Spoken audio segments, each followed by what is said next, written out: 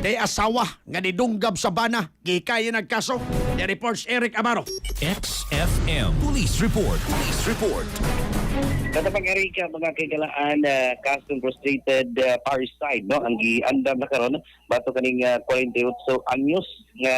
ginang o asawa kinsa mi unay nigdunggab sa iyang 51 anyos nga banda, mga kailan pod alas 10:30 ang takna diri sa may sitio Tangkungan, barangay Sambag 1, Cebu City. Ang dinapan mo ni si Josephine Aton Villahermosa, kay na kini si Josephine manigi tudlo sa mismo sa iyang kaban nga dunggab kaniya ani si Natalio ka-Ingles Villahermosa datel maning banak sa Eric 51 anyos og residente sa maong dapit ni matod pa sa initial investigation sa Villana Police Station na kining suspitsado kining asawa pugsanon nga ni adto sa kining kwarto sa kining iyang banak kay matod pa bisan pa og tiayon is lang sa mga Eric kapag matod pa not in good terms gani ang kining biktima lahi na nigituyan og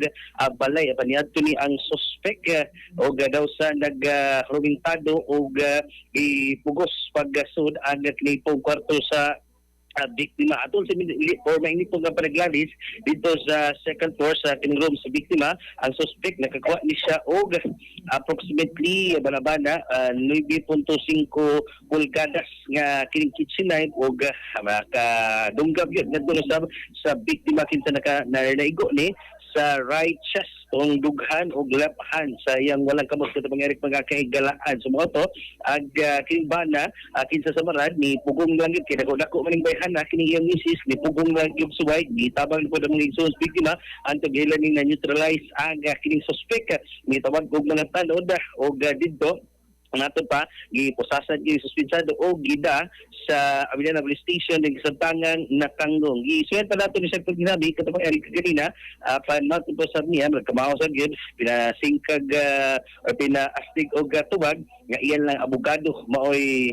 kilipong tubag, o din lang kuno siya magpa-interview sa media katapang Eric, magkakahigalaan. So far ngayon, wala ito kasikas-gikan sa Presinto Ross, sa Villana Police Station, update na rin, di na mga katropa para